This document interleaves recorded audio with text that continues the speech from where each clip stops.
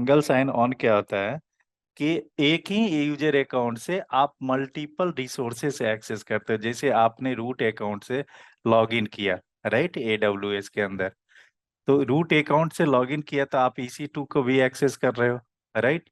उसके बाद S3 को भी एक्सेस कर रहे हो, राइट। उसके बाद लैम्डा को भी एक्सेस कर रहे हो। तो ये एक ही अकाउंट से, सिंगल अकाउंट से आप मल्टीपल रिसोर्सेस एक्सेस कर रहे हो, राइट। कॉर्पोरेट के अंदर आपको यूज होगा active directory database, right. Active directory use होता है। एक्टिव डायरेक्टरी क्या होता है कि उस एक्टिव डायरेक्टरी के अंदर यूजर क्रिएट करते, राइट। उस यूजर से आप उस रिसोर्स, उस प्रीमाइसेस का सारे रिसोर्सेस एक्सेस कर सकते हो। जैसे कि हो गया, आप यूजर से, आप वहाँ जैसे मान लो यूजर क्रिएट हुआ, राइट, और इस यूजर से आप स्टोरेज एक्सेस कर रहे हो, राइट। इस यूजर से मेल एक्सेस कर रहे हो, राइट। इस सेम यूजर से अदर FTP कर रहे हो, राइट। तो सिंगल यूजर से आप मल्टीपल रिसोर्सेस को एक्सेस करते हैं, जिसको बोलते हैं सिंगल साइन ऑन। तो first time create AWS account, you begin with the single sign on identity has completely access the all resources of the AWS। अब यहाँ पे आइडेंटिटी के अंदर जो टर्म्स यूज करते हैं उसको बोलते हैं प्रिंसिपल, राइट। प्रिंसिपल, और प्रिंसिपल के अंदर क्या आ जाएगा, यूजर हो जाएगा, रोल्स हो जाएगा, राइट। उसके बाद एप्लीकेशन हो जाएगा, राइट। ग्रुप्स। ग्रुप्स होगा, राइट। तो ये जब भी जहाँ प्रिंसिपल के क्या मतलब हो गया कि कौन रिक्वेस्ट कर रहा है, राइट, रिसोर्स एक्सेस के लिए, राइट। तो आइडेंटिटी के अंदर में क्या क्या आ जाएगा, प्रिंसिपल हो जाएगा। और प्रिंसिपल की रेफर्स किसको करेगा, ग्रुप्स को करेगा, यूजर्स को करेगा, रोल्स को करेगा, और एप्लीकेशन को करेगा, राइट। ये चारों चीज बता दिया था मैंने। ग्रुप्स बता दिया, यूजर्स बता दिया, राइट।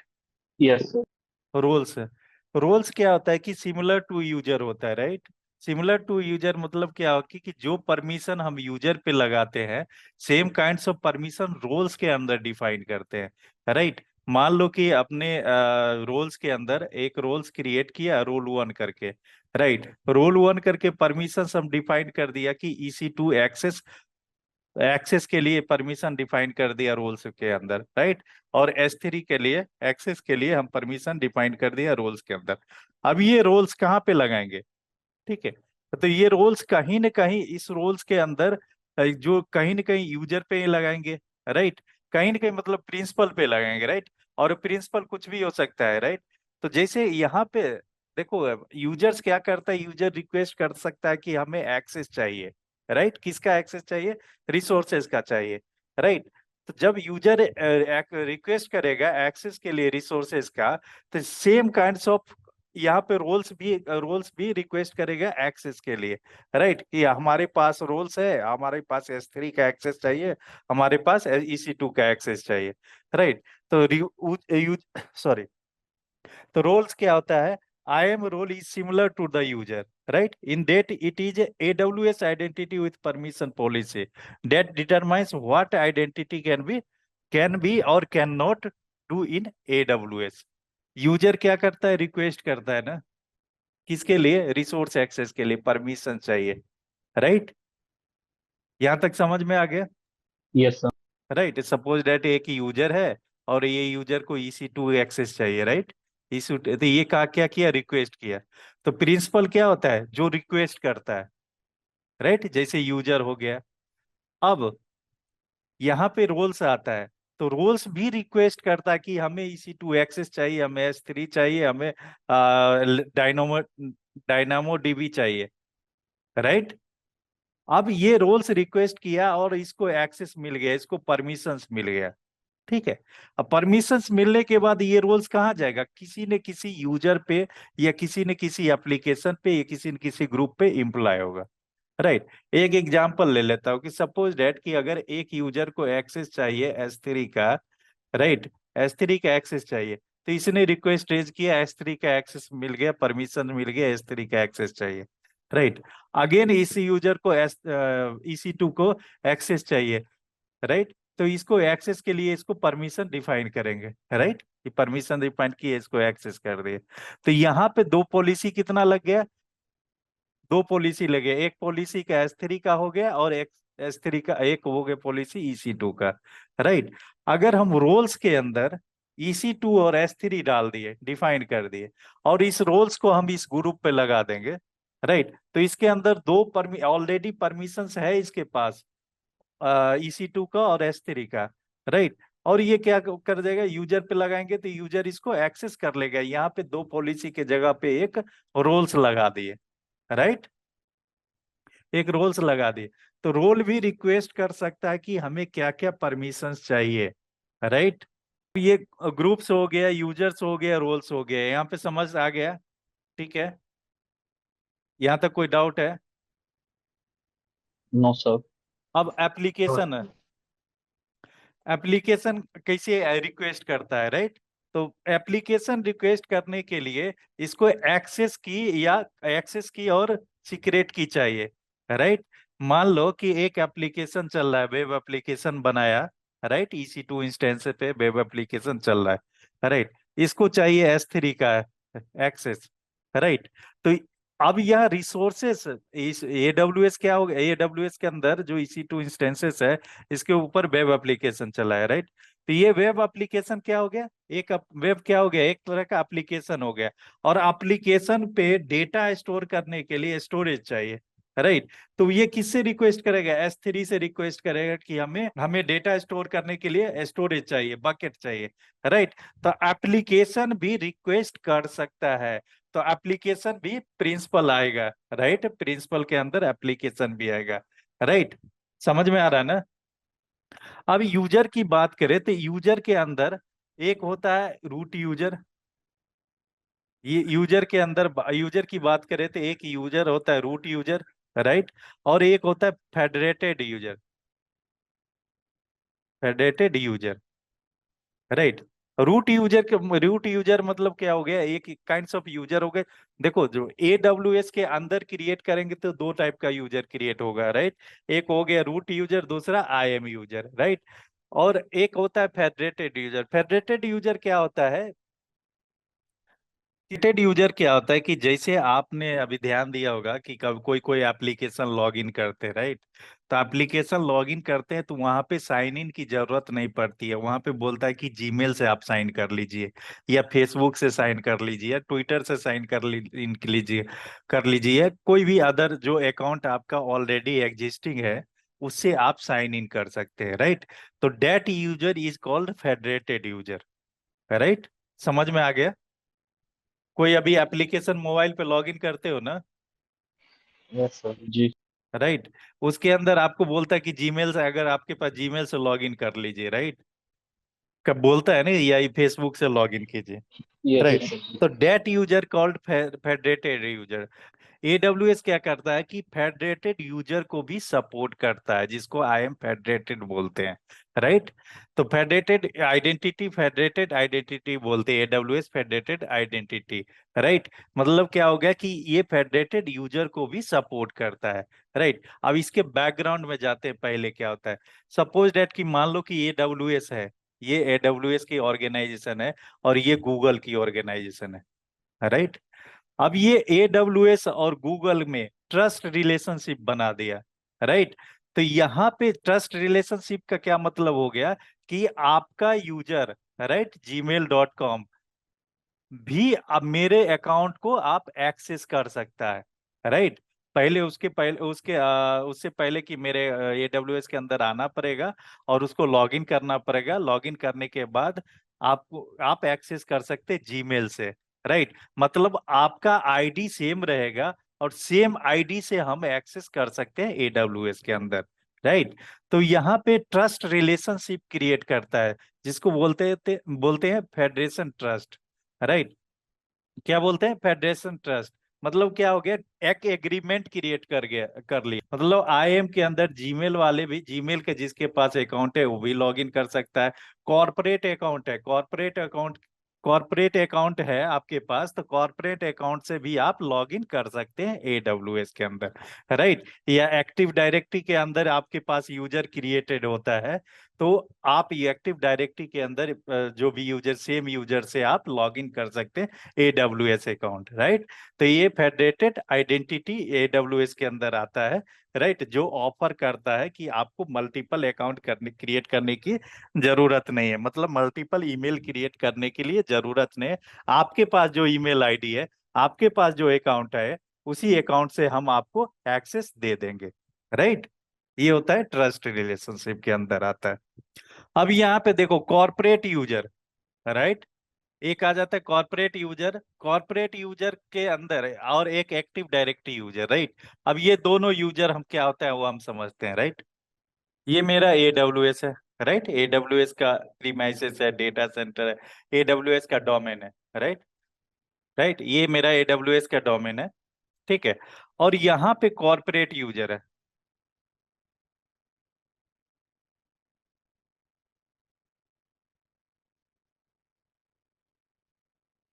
कॉर्पोरेट यूजर का क्या मतलब है, मान लो कि यहाँ पे मेरा abc.com करके एक कंपनी है, राइट।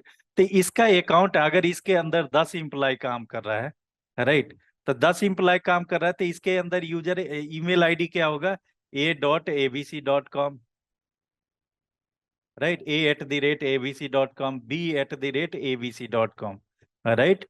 ऐसे ही अगर 10 इम्प्लॉय काम कर रहा है तो 10 इम्प्लॉय का ईमेल अकाउंट आईडी होगा, अकाउंट होगा या ईमेल आईडी उसको होगा, राइट।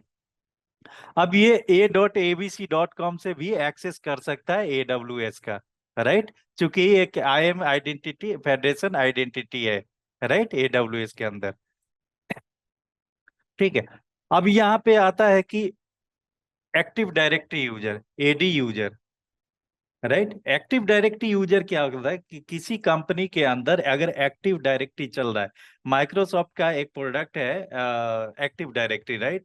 वो अगर एक्टिव डायरेक्टरी चल रहा है, एक्टिव डायरेक्टरी क्या करता है कि एक्टिव डायरेक्टरी एक सर्वर होता है। डायरेक्टरी क्या होता है कि एक काइंड्स ऑफ सेंट्रल डेटाबेस होता है, राइट। सेंट्रल डेटाबेस मतलब क्या हो गया, ये मैंने जिस सर्वर, जब आप माइक्रोसॉफ्ट का सर्विसेज लेंगे एक्टिव डायरेक्टरी का, तो वो एक्टिव डायरेक्टरी एक सर्वर क्रिएट कर देता है, राइट। मान लो कि यहाँ पे एक सर्वर क्रिएट कर दिया जिसका नाम हो गया एक्टिव डायरेक्टरी सर्वर, राइट। अब यहाँ पे हम एक्टिव डायरेक्टरी के अंदर यूजर क्रिएट करते हैं, जैसे यूजर 1 हो गया, यूजर 2 हो गया, यूजर 3 हो गया, राइट। ये 3 हो गया, 2 हो गया, 1 हो गया, यूजर क्रिएट कर दिया। अब इस यूजर से हम लॉग इन करते हैं अपने लैपटॉप पे, राइट। अपने लैपटॉप पे लॉग इन करते हैं, इस यूजर से अपने लैपटॉप पे लॉग इन किया और इस यूजर से अपने लैपटॉप पे लॉग इन क्रिएट कर दिया, राइट। तो हम एक्टिव डायरेक्टरी के अंदर यूजर क्रिएट करते हैं और उस यूजर को हम, मान लो कि यूजर 1 का एक एम्प्लॉय है तो एक लैपटॉप दे दिया, यूजर क्रिएट करके दे दिया, और ये लैपटॉप 1 पे यूजर एक्सेस कर लिया, राइट। लैपटॉप 2 पे दूसरा यूजर क्रिएट किया, यूजर 2, यहाँ पे यूजर 2 एक्सेस कर लिया, राइट। यहाँ पे काम यूजर क्रिएट कर दिया, यहाँ पे यूजर क्रिएट कर दिया 3, और ये एक्सेस कर लिया, राइट। तो इस तरह की डेटाबेस, अगर एक्टिव डायरेक्टरी, इसको बोलते हैं एक्टिव डायरेक्टरी यूजर, राइट। तो किसी कंपनी के अंदर, यहाँ तक समझ में आ गया, एक्टिव डायरेक्टरी क्या होगा कि एक सर्वर होता है, राइट। इस सर्वर पे हम यूजर क्रिएट करते हैं, राइट। ये एक यूजर, ये एक्टिव डायरेक्टरी सर्वर बोलते हैं, AD server, right. User 2, user 3, right. मान लो 3 यूजर क्रिएट कर लिया, राइट। अब इस यूजर को हम लॉग इन, सपोज डेट कि मैंने एक एम्प्लॉय ज्वाइन किया, उसका यूजर 1 नाम है, वो इस यूजर को हमने यूजर अकाउंट यहाँ पे क्रिएट कर दिया, यूजर क्रिएट कर दिया, राइट। अब उसको, इस यूजर को इसी जब यूजर हम क्रिएट किए एक्टिव डायरेक्टरी के अंदर, तो हमें लॉगिन आईडी, यूजर क्रीडेंशियल भी क्रिएट किया, मतलब वो क्या हो गया कि यूजर आईडी पासवर्ड हमें मिल गया, राइट। अब ये इस यूजर आईडी एंड पासवर्ड मैंने यूजर 1 को दे दिया, राइट। यूजर 1 को यूजर आईडी एंड पासवर्ड मैंने दे दिया, राइट। अब ये यूजर उस कंपनी के अंदर आएगा और लैपटॉप से लॉगिन करेगा, अपने लैपटॉप पे लॉगिन करेगा यूजर 1 और पासवर्ड डालेगा, तो ये क्या करेगा, सिंक कर लेगा, कहाँ से, एक्टिव डायरेक्टरी से, राइट। एक्टिव डायरेक्टरी से सिंक कर लेगा, लेकिन यही यूजर अगर आउटसाइड द प्रीमाइसेस जाएगा तो उसका लैपटॉप लॉगिन नहीं होगा, राइट। जब वो प्रीमाइसेस के अंदर आएगा तो यूजर अकाउंट एंड पासवर्ड से क्रिएट कर लेगा, राइट। हाँ, सॉरी, लॉग इन कर लेगा। अदरवाइज आउटसाइड द नेटवर्क जाएगा तो वो लॉग इन नहीं कर पाएगा। हाँ, दूसरा तरीका है VPN या अलग तरीका है जिसके थ्रू से हम कर सकते हैं लॉग इन, लेकिन एक समझाने के लिए बोल दिया, राइट। तो ये क्या करते हैं, एक्टिव डायरेक्टरी के अंदर हम यूजर क्रिएट करते हैं, राइट। मान लो कि यहाँ पे एक कंपनी है XYZ करके, राइट। XYZ करके कंपनी के अंदर एक्टिव डायरेक्टरी लगा हुआ है, राइट। AD सर्वर लगा हुआ, और यहाँ पे यूजर क्रिएट किया user1@XYZ.com, राइट। मैंने यूजर क्रिएट कर दिया AD user1@XYZ.com, राइट। अब ये XYZ.com क्या हो गया, AD यूजर हो गया, राइट। सेम काइंड्स ऑफ, अगर मैं user2 के लिए अकाउंट क्रिएट किया और इसका पासवर्ड दूसरे इम्प्लॉय को दे दिया, दूसरा इम्प्लॉय कौन सा हो गया, user2, और user2 लॉग इन किया अपने लैपटॉप पे, तो यहाँ पे लॉगिन तो कर लिया, user2 से लॉगिन कर लिया, लेकिन यही बंदा अगर आउटसाइड द नेटवर्क जाएगा, मतलब ऑफिस के बाहर जाएगा, तो ये लॉगिन नहीं कर पाएगा, राइट। तो अब ये user2 का यूजर नेम क्या हो गया, user2@xyz.com, राइट। तो this user is called AD user. अब ये एक्टिव डायरेक्टरी का जो यूजर है, AWS को एक्सेस करने के लिए SAML ऑथेंटिकेशन होना चाहिए, SAML 2.0, राइट। ये ऑथेंटिकेशन मेथड है, SAML ऑथेंटिकेशन होगा तभी आप इसके अंदर, आप AWS के अंदर अकाउंट क्रिएट कर रिसोर्सेज को एक्सेस कर सकते हो। सेमल 2.0 का मतलब क्या हो गया, सेमल क्या हो गया, एक प्रोटोकॉल्स है, राइट, सिक्योरिटी प्रोटोकॉल्स। अगर आपके जो एक्टिव डायरेक्टरी का डायरेक्टरी सर्विस है, ये सेमल 2.0 को सपोर्ट करता है, तब ये AWS एक्सेस कर पाएगा, राइट। अगर मान लो सेमल 1.0 को सपोर्ट करता है, एक्टिव डायरेक्टरी सर्विसेज, तब AWS के अंदर AWS के अंदर रिसोर्सेज को एक्सेस नहीं कर पाएगा, राइट। ठीक है। देखो, परमिशंस क्या होता है, परमिशंस के अंदर हम पॉलिसी डिफाइन करते हैं, राइट।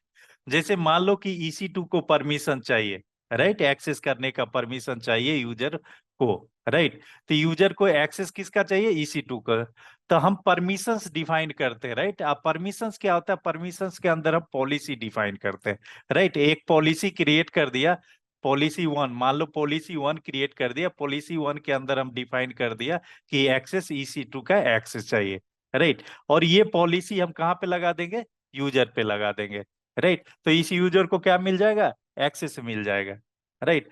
तो पॉलिसी हम डिफाइन कर सकते हैं। AWS IAM के अंदर दो तरह से पॉलिसी हम डिफाइन कर सकते हैं, एक होता है वेब पॉलिसी, वेब कंसोल के थ्रू, और दूसरा जेसन के थ्रू, राइट। मतलब आप पॉलिसी क्रिएट कर सकते हो किस पे, वेब कंसोल के थ्रू भी क्रिएट कर सकते हो और जेसन के थ्रू भी क्रिएट कर सकते हो पॉलिसी, राइट। दो तरह से हम पॉलिसी क्रिएट कर सकते हैं AWS IAM के अंदर, राइट। अब जेसन के अंदर हम स्टेटमेंट लिखते हैं, राइट। जिसके पास जावा का एक्सपीरियंस है, स्क्रिप्ट आता है, जावा स्क्रिप्ट आता है, तो वो जेसन पे पॉलिसी क्रिएट कर सकता है और इस पॉलिसी को लगा सकता है यूजर पे, राइट। दूसरा, वेब कंसोल के थ्रू भी हम पॉलिसी क्रिएट कर सकते हैं। अब यहाँ पे जो पॉलिसी होता है, IAM के अंदर जो पॉलिसी क्रिएट होता है, या तो होता है इनलाइन और मैनेज पॉलिसी होता है, राइट। इनलाइन या मैनेज पॉलिसी होता है, मैनेज होता है, राइट। इनलाइन क्या होता है कि मान लीजिए हम एक पॉलिसी क्रिएट किया, इनलाइन के अंदर क्या होता है कि हमने एक पॉलिसी क्रिएट किया, राइट, और ये पॉलिसी को किसी यूजर पे लगा दिया, राइट। ये पॉलिसी को यूजर पे लगा दिया। अब ये पॉलिसी को हम चेंज नहीं कर सकते, मैनेज नहीं कर सकते हैं, राइट। मैनेज का क्या मतलब हो गया कि इस पॉलिसी एक बार क्रिएट कर दिया और इस यूजर के लगा दिया, ये फिक्स हो गया, राइट। लेकिन जब मैनेज पॉलिसी क्रिएट करते हैं, तो मैनेज पॉलिसी को हम उसके अंदर चेंजेस कर सकते हैं, राइट। तो दो तरह से पॉलिसी क्रिएट कर सकते हैं, एक इनलाइन और दूसरा मैनेज पॉलिसी, राइट। अब मैनेज पॉलिसी क्या क्या चेंज कर सकते हैं, जैसे मान लो कि ये मैनेज पॉलिसी क्रिएट किया, पॉलिसी 2, और इसको कहाँ कहाँ कर सकते हैं। तो जैसे इस पॉलिसी को हम रीयूज कर सकते हैं, रीयूज कर सकते हैं मतलब इसके अंदर कुछ कस्टमाइज कर सकते हैं इस पॉलिसी के अंदर, राइट। कस्टमाइज करके हम फिक्स किसी यूजर पे लगा सकते हैं या ग्रुप पे लगा सकते हैं, राइट। या चेंज मैनेजमेंट के लिए यूज होता है, तो यहाँ पे होता है रीयूजेबल, रीयूजेबल कर सकते हैं इसको, मैनेज पॉलिसी को, राइट। या चेंज मैनेजमेंट के लिए। अब ये चेंज मैनेजमेंट क्या होता है, ठीक है। देखो एक कंपनी है XYZ करके, राइट। एक कंपनी ने एक मोबाइल एप्लीकेशन डेवलप किया, राइट। मोबाइल एप्लीकेशन, तो मोबाइल एप्लीकेशन डेवलप करने के लिए सबसे पहले क्या किया, कोड लिखा, राइट। कोड लिखा, उसके बाद बिल्ड किया बिल्ड करने के बाद टेस्टिंग किया, टेस्ट करने के बाद प्रोडक्शन में भेजा, प्रोडक्शन प्रोडक्शन ये प्रोडक्शन मतलब क्या हो गया, लाइव करेगा, all over the world, publicly live करेगा इस मोबाइल एप्लीकेशन को, राइट। तो यहाँ तो कि कोड लिखा, कोई दिक्कत नहीं, बिल्ड किया, टेस्टिंग किया, अगर टेस्टिंग पूरा हो गया इसको प्रोडक्शन में लाइव करेगा। तो लाइव करने से पहले, प्रोडक्शन में जाने से पहले कुछ जब सॉफ्टवेयर डिफाइन कर रहा है तो यहाँ पे एक SDLC करके, एक SDLC software defined life cycle करके एक एग्रीमेंट होता है, टर्म्स हो बोल दो, एग्रीमेंट होता है, उसको ये फुलफिल करना पड़ेगा, राइट। मतलब क्या हो गया कि अगर आपने बिल्ड किया, सॉफ्टवेयर बिल्ड किया, आपने मोबाइल एप्लीकेशन बनाया, तो इसके अंदर कोई बग्स तो नहीं है ना, इसके अंदर कितना डेटा स्टोरेज यूज होगा, ये सारे क्राइटेरिया फुलफिल कर रहा है कि नहीं कर रहा है, राइट। तो जो भी एक कंडीशन, टर्म्स एंड कंडीशंस होता है, वो SDLC रिलीज के अंदर होता है, राइट।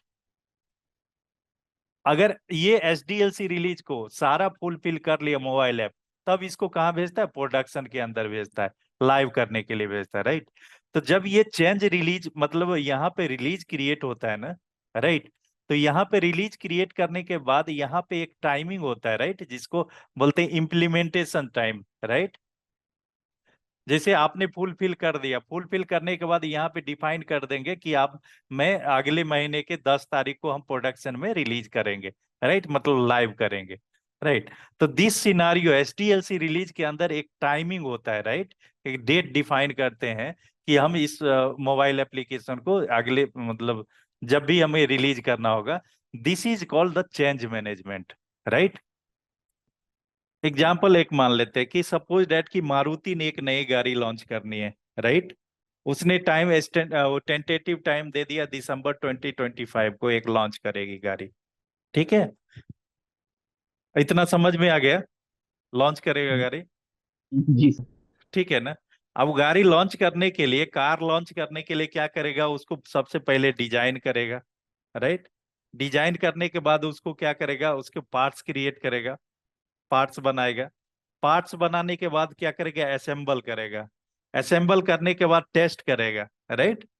टेस्ट कर दिया, टेस्ट का यहाँ पे टेस्टिंग का क्या मतलब है, इंजन मेरा सही चल रहा है, टायर ट्यूब सही चल रहा है, सब ओके प्रॉपर कर रहा है, काम कर रहा है कि नहीं कर रहा है, वो कर लिया सारा काम, राइट। सारा काम करने के लिए कंपनी के अंदर टेस्ट कर लिया, इंजन चल रहा है, सारे चीज असेंबल हो गया, प्रॉपर हो गया, फिर वो रोड टेस्ट करेगा, टेस्ट ड्राइव करेगा, राइट। सारा चीज प्रॉपर फंक्शन आ गया, ओके हो गया, मेरा कार रेडी हो गया, राइट।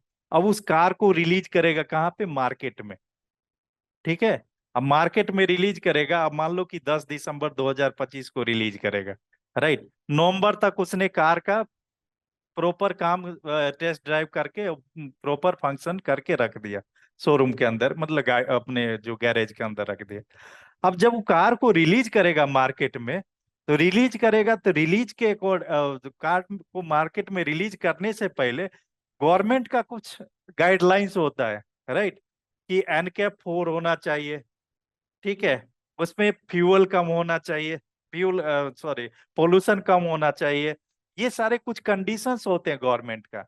उस गवर्नमेंट को कंडीशन फुलफिल करेगा तभी उसको मार्केट में लॉन्च कर पाएगा। ऐसे ही सॉफ्टवेयर के अंदर भी होता है। सॉफ्टवेयर अगर आपने क्रिएट कर दिया तो आप जाकर पब्लिकली ओपन नहीं कर सकते हैं, उसके लिए कुछ गाइडलाइंस होता है, कॉर्पोरेट का अपने अंदर गाइडलाइंस होता है, उस गाइडलाइंस को फुलफिल करना पड़ता है कि ये मेरा जो सॉफ्टवेयर क्रिएट कर रहा है ये बग्स तो नहीं है ना किसी इसके अंदर, इसके अंदर कोई वनरेबिलिटी तो नहीं है ना, इसके अंदर किसी का फ्री रिसोर्सेज तो यूटिलाइज नहीं हो रहा ना, राइट। ये सारे चीज को वो प्रॉपर गाइडलाइंस के थ्रू जाएगा, जिसको बोलते हैं SDLC रिलीज।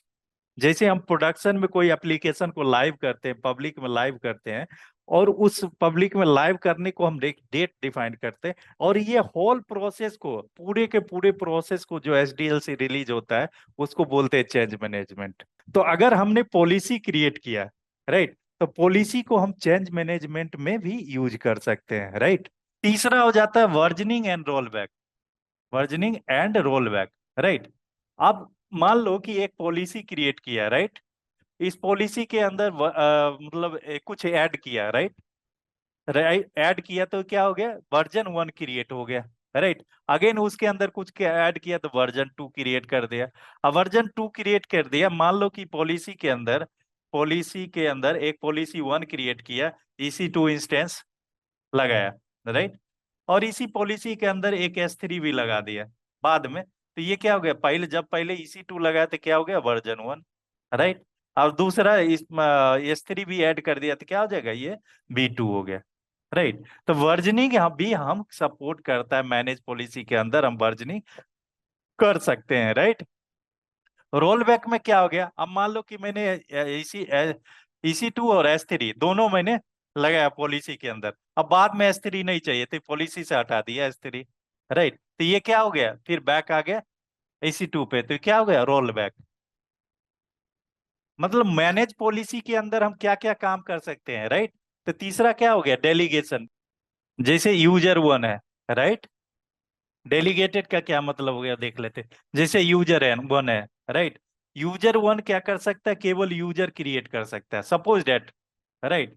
हम ये यूजर 1 को एक और डेलीगेट कर दिए, जो यूजर 1 है इसको मैं डेलीगेट कर दिया कि ये यूजर 1 S3 भी क्रिएट कर सकता है, राइट। तो यहाँ पे डेलीगेशन ऑफ परमिशन मैनेजमेंट बोल सकते हैं, डेलीगेशन ऑफ परमिशन मैनेजमेंट,